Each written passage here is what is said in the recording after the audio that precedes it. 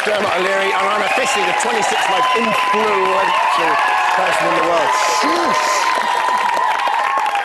I know you're excited. We've got psychology and stuff to talk about, all right? So that's why I've got my smart clothes on.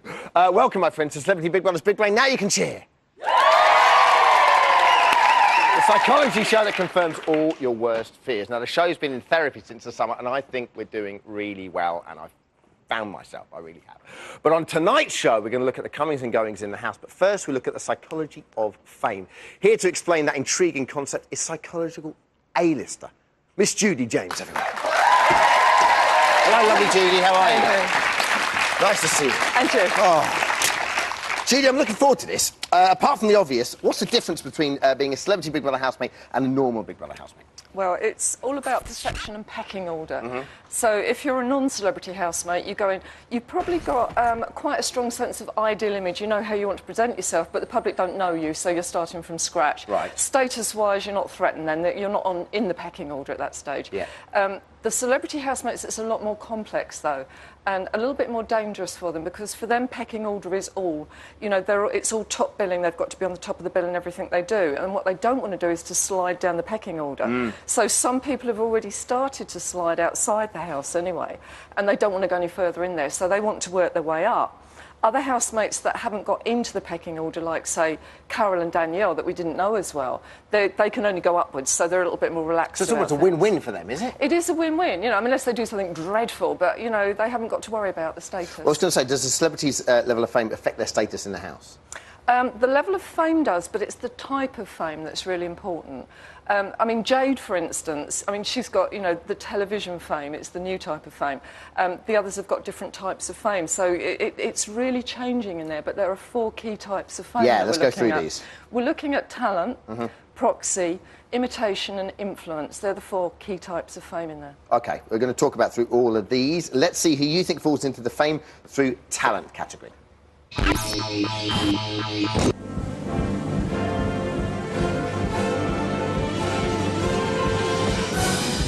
want a cup of tea and I want it now, all right? Elliot Smell was all very well, but Tuppence a lick was our failure. The chicks love the face. Tom Hanks said to me, he says, yeah, when I had auditions, I would steal everything. What was your favourite step song? Wait for that. When I did my musical, you're very welcome to come. Oh, thank you. I'm a singer. I was in a band. Nothing ever seems to fit. Now she sings. I can't do the things I get too embarrassed. Reach for the star. It's getting hot in here. Look, take off all your clothes. I was just a boy. I feel like dancing, dancing. Leo, if you sing again, I'm going to self-harm. I have an entourage to get me ready. I have a makeup artist, a hairdresser. I have a man Friday who travels with me everywhere that I go. Are you like the equivalent of Julia Roberts in Hollywood? I would say Angelina Jolie. I'd say Angelina Jolie. OK, talent. Let's see. Have a look at the celebrities you've grouped together here for those that are famous due to their talent. Cleo, I'm surprised at, because I thought, like, we were talking about these different types of fame. Fame for association. I mean, that was Kenny Everett Psychic. Cleo's a crossover, but, I mean, she's also working it in there. You know, she's using her talent quite a lot. OK. This is probably the largest group, the talent group in there. And they've achieved fame by their talent alone. It's their performance that counts, so that creates the status for them. It's difficult for them to bring it into the house, though. Normally, they kind of strip off when they get in there, but this lot have been performing in there, at least some of them have. Well, yeah, and the thing is, when people perform all the time in there, mainly I'm thinking of Leo here, as you can see, it sort of begins to, like, irritate the rest of the housemates a little bit, doesn't it? Well, that's the problem. I mean, you've got Cleo and Leo been performing. I mean, Dirk has kind of come in still in role, He's hasn't brilliant, he, because really? he's so understated. Yeah, and I think he genuinely is that role, actually. I think that's him. Yeah. I think the programme was created around him. The others have played it down. They've gone the other way. They've gone kind of reverse psychology. So people like Joe, they've been very modest in there. They've really knocked their fame back. No, they're doing that deliberately, deliberately, or does that show humility on their part? I think it's deliberate. Really? Well, you know, they've got this contradiction. You know, you've got this instinctive thing that you want to claw your way up the pecking order in there, and you want to boast about yourself and tell everybody how good you are and all the hits that you had. But then on the other hand, there's the kind of strategic thinking that says, no, if I do that, I'm going to get voted out because people don't like people that brag and boast. Okay, let's move on. 2 housemates you've defined as achieving fame through proxy. Let's take a look at them. Are you Teddy Sheringham? I'm a model now. Ted says I look like Barbie in these shoes. I try and like work my days around like Ted and stuff as well. When Ted goes away and I'm left by myself. I keep on turning over thinking that Ted's just going to be lying there and he's just not. Jermaine. Jackson. Yeah, Jackson. Lovely to meet you. I was the lead singer, and Michael used to play bongos on boxes. Mr. Jackson, I recognise. Can you moonwalk? That's not my thing. I'm sleeping next to a Jackson, I'm not. Janet's Jermaine's sister. I still love Michael Jackson. Was Michael the main singer? Michael and myself. You two. No, I never can say goodbye. What in the Blue Blazers of a soul legend and a wag got in common? You are so off the mark here, James. I am so not O'Leary. Jermaine Jackson has to be like famed through his talent, surely. No, not really. I mean, Danielle, you know, a wag is all about fame by proxy, and she knows it, she's aware of it. I mean, she mentions Teddy's name every 3 seconds, doesn't she? And that's her really enhancing her status. So that's fine. Jermaine has got talent. You know, he's a famous guy, but at the same time, how many people seem to be confusing him with Michael? You know, do you moonwalk? Doing imitations Must be getting of so Michael. bored of that question as well. No, I don't. Moonwalk. But you know, he's even coming. I mean, he came in looking very regal. He's part of a dynasty. You associate him with the rest of the family. He even wore jeans with their names stitched on it, so it's not like he didn't want to be associated with them. Okay, let's have a look at the imitators in the house. I'm not a fucking celebrity. You got Hiya, hello. I'm Dad. You want new guests? Dad. And what do you do, darling? I was in Big Brother Oh, you were? 4.5 years ago. You must be mad. I'm Jayton. If I'm on the front cover of a magazine, the magazine sells more magazines than they sell when Victoria Beckham's on there. Correct? Jack, yeah. What do you do? Jack and Jack. Football agent. You're a football agent. Wow. I'm a mini celebrity, okay. Nothing many about them, love. Not at all. I'm quite known for being loud and extrovert, so my person's called just done really, really well. Bestseller. Just had a big extreme makeover for Living TV. I'm the most 25th influential person in the world. She hasn't lost it, has she? She has still got it. What's this category all about, Julie? This is a new category. It's been created for people that are just famous for being famous. So obviously it's built around reality TV. Yeah, that's kind of our fault, Jade, I suppose. it is your fault, yeah. Jade is the queen of reality TV, so she's the most famous person, but really with no real performing talent. So it's kind of just fame for fame's sake, in a way. We're going to talk about this later on in the second part, but does that breed to a lot of sort of resentment? It's got to. I think people who have the talent, who've kind of trod the boards, as they call it, they don't really understand how you can be famous and not do a turn. But in a strange way, though, now this fame is almost like more notorious, isn't it? Oh, I mean, it's taken over. And if you notice, I mean, she turned up looking more like a celebrity than the rest of them. You know, I mean, it really is total imitation. She looked gorgeous, didn't she? I mean, she's lost weight, she looked great.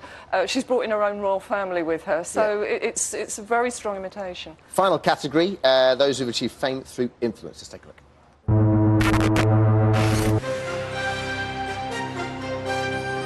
I heard you would come. We had all sorts of rumours about who was going to be Andrew. I don't know who she is. She's a journalist. Oh, lovely.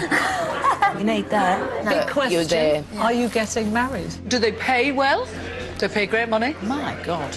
So he was the big love of your life then? There's been nobody like that since? Oh, darling, don't. But you know what? If I get out, I can write about how good it is. Anybody got any Big Brother stories to sell? Call us. I never done anything ever.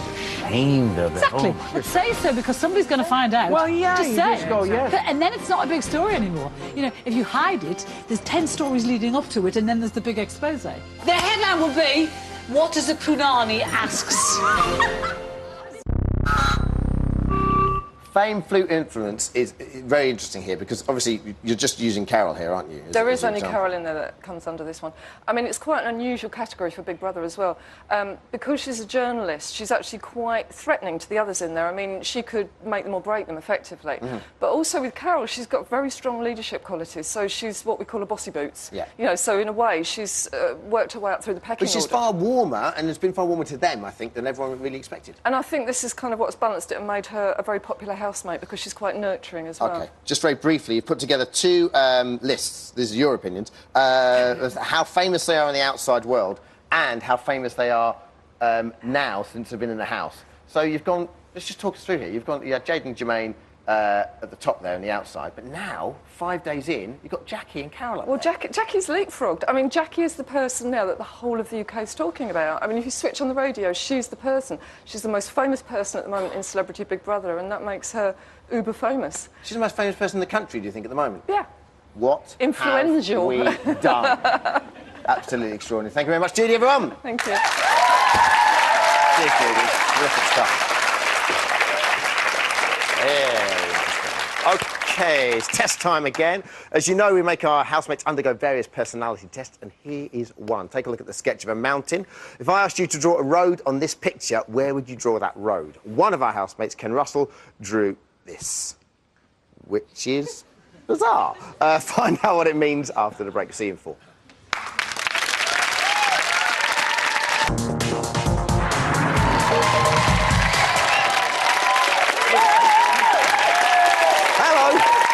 Welcome back to Big Brother's Big Brain Psychology Show for the common people.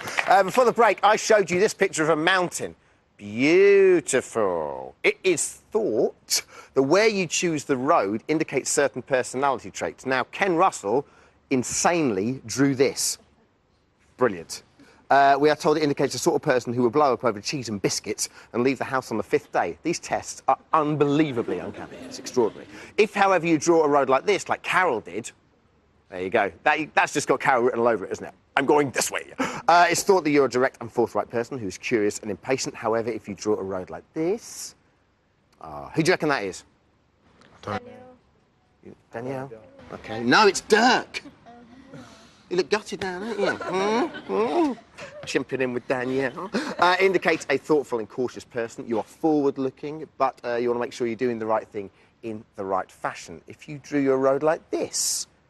That's Cleo's road. It's thought that you have a peaceful mind, viewing the world with calm and serenity. And if you drew a road like this, you didn't really understand what we were asking you to do, did you, Danielle? Now, how would you feel if Jade and her family turned up on your doorstep? A bit shocked. Yes, you would be, because that's not going to happen, don't worry. If they have enough luggage for a 2-week stay, let us see.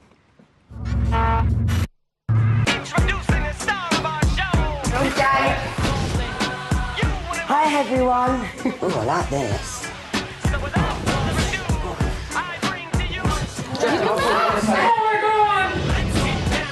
Now that these housemates are now your humble servant. I am now a semi-celebrity. But you know what, Jade is actually lovely. She's all right. I don't mind Jade, I just don't know her. She's just very funny. I don't hate someone I don't know. And open the garden. Open the garden up. Stand it. Stand up. Mate, I'm out of here, man. Are you serious? I'm not fucking waiting hand and foot on some fucking moron and their family. I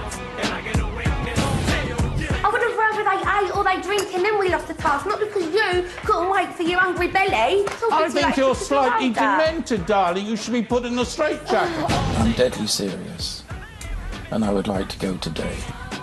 Ken, shortly the door to your right will open, Yes. and you will leave the Big Brother house. Thank you. Thank you, Ken, and goodbye. Goodbye, Big Brother. It's been a cracking couple of days. Well, thank you very much. You don't have to applaud. wasn't telling you to applaud, I was just going, it's been a cracking couple of days, but thank you anyway. Here to take us through the comings and goings in the house is the psychologist with the almost unpronounceable name, Dr. Thomas Chamorro Premuzic. Thank you. And ladies, here's a dish. OK, so the arrival of Jade, Jack and Jackie, why has it caused so much trouble, Dr. Thomas? It caused trouble for many different reasons. First of all, the timing was wrong. They arrived when the group had already consolidated, established, they were starting to become friends. Jade has a bad reputation, we all know that, and people were fearing that she would arrive. In terms of how she got her fame? In terms of, yeah, exactly. Yeah. I mean, to some people, like Shilpa, Leo, and Jermaine, probably they didn't know her, but she doesn't really represent an old-school celebrity. She's just a trashy reality TV show celebrity. Whereas according to others, some people, he said. To some people, not to me. Whereas for others, I mean, they're arguably jealous because, you know, she is a VIP reality TV show star. Well, it's like we talked about earlier on. Her level of fame is extraordinary because of just who she's become after Big Brother. People really like her and empathise with her, don't they? It is extraordinary. I mean, there's also the reason that their arrival split the group into different social classes. I mean, it forced people to acknowledge a specific social hierarchy there, which made people feel guilty. The ones that stayed in the main house, Shilpa, Jermaine, and Ken, felt a little bit awkward with that. OK. Now, Donny escaped on Friday night saying he wasn't prepared to be Jade's servant. Does that surprise you? Not at all. It didn't surprise us at all. We knew from his personality test scores that this is somebody who is very unable to cope with frustration. Jade's arrival was a frustration for different reasons. First of all, it stole the spotlight from Donny. I mean, Donny was doing very well in the very beginning, and then Jade, you know, stole the camera's attention. Yeah. And secondly, I mean, he's into rock and roll, the character. He is faithful to his public. His only two possibilities were to either attack Jade, confront her, and he would have lost, let's face it, or escape. So it was a fight or flight situation. Better be the first one to leave than be kicked out later on. Sure. Well, yesterday, Ken left the house saying that the arrival of Jade and her family was one surprise too many. Now, what do you think about this? Was this predictable? Did you see this coming? It was sort of less predictable. I mean, we can see his surprise face here, and what you showed in the beginning... That's just a permanently surprise face. ...showed a little bit of incoherence responding to testing. In fact, he refused to answer most personality test scores seriously. He said they were rubbish. Ken, fight the power! He came with this attitude of intellectual snob, and I think the most painful thing for him was that he arrived portraying himself as a creative, controversial film director, but he found people who just thought he was a cute grandpa. I mean, an adorable uncle. That's a sad indictment in many ways, isn't it? Because I was sort of really surprised that people didn't ask him more about his films and things like that. No one seemed to be that interested. I'd be surprised if they watched any of his films. Sure, OK. But he did make an effort with Jade and Jackie, to be fair to him, didn't he? He did try a little bit. I think he did. It was surprising. I mean, you could almost see it coming, but then it's almost as if he chose to make up with them, and then when he was eating his last biscuit, you know, I think he had already taken the decision. His defiant last stand. Yeah, I think it was his sort of last shout or scream of rebellion. Sure. OK. Now, Donny and Ken were not the only housemates to have been less than pleased with Jade and her family arriving in the house. Take a look at this. Shilpa would be the one to blow, I reckon. She won't take crap. My name is Shilpa. Jackie, get that right. I don't understand your name. Well, you don't need to understand it. It's not a sentence. It's a freaking name. What's your name? Shilpa. They're a very loud family. Oh, I'd be hard on Jermaine. Jackie talks enough for all of us.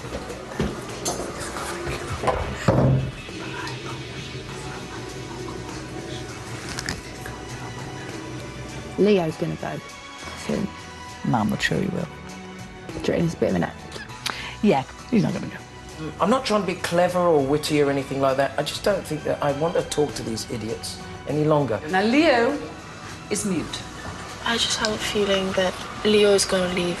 He's already on the brink of insanity. OK, they all said it there. What do you think is going to happen? Well, I think, you know, Jade and Jackie have the capacity to kick out more people. This is clear. At the moment, I think what we can see is a very interesting battle between almost the beauty and the beast, Shilpa and Jackie. I mean, these are two different celebrities, old school celebrity, Shilpa, very produced, career achieving, And, you know, very postmodern invention, Jackie. I mean, who can explain that? We know from her scores that she is very driven. He gave herself, you won't believe it, he gave herself 100% chances of winning the show.